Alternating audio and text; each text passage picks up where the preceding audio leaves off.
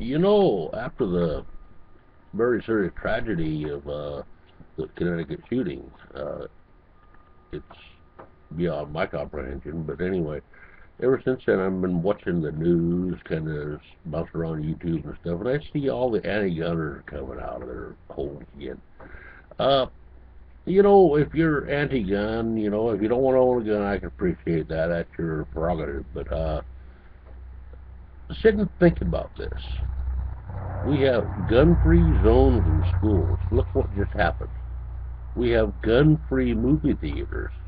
Look what happened there.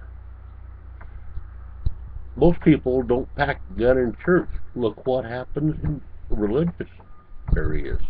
Even gun people don't pack guns in church usually. You go to church to practice their religion and go home. Uh, we have airplanes.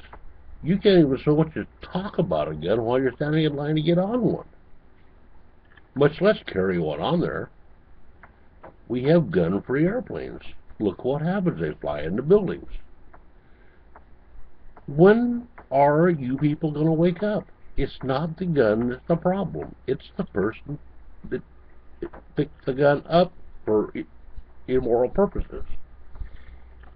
Guns are not a problem. I've got guns in my closet. They've been sitting there for years, unless I go out and shoot a target with them. Not a person, not a people, not even an animal. I'm not much of an avid hunter, but I have no problem with hunting. I just never get around to doing it. But I mean, really, a gun is for my purpose of self-defense. It's not to take over the government. It's not to shoot little kids. It's not anything like that. It's for self-defense. If anybody comes, the police are going to come afterwards. I know that. They're going to come long enough with a piece of chalk to draw a line around me. That's how the police work. They work after the fact, after everything is happened. Just exactly what happened in that school. The police came after the fact. We had 18 dead children and dead adults. The police came after the fact with a piece of chalk. And the gun is not the problem. It is not. The guns, as soon as you qualify something as a gun-free zone, that gives predators the go-ahead. They know where they're not going to find a gun. If they want to go in for illegal or immoral purposes, they're going to go to a gun-free zone so they can do their thing. It's, there's nothing right about it. There's nothing fair about it. But outlawing the gun is not the answer. When it was wrote into the Constitution, the Second Amendment, the big argument is, well, they had black powder rifles back then. Well, that was the assault weapon of the day, frankly, if you want to call it an assault weapon.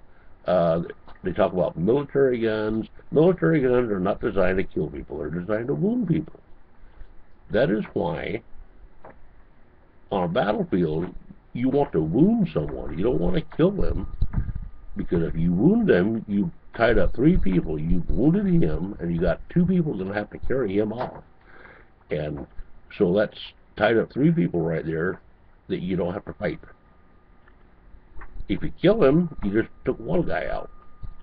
So really, killing is not what military weapons are designed to do.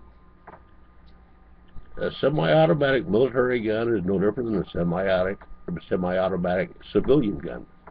They do the same thing. They cycle a bullet after the last one was fired, and it's just not the gun.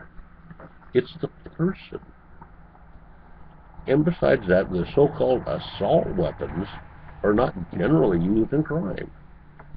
It's usually a handgun that most people that have a gun will have for self-preservation, and it's the criminal behavior behind the gun.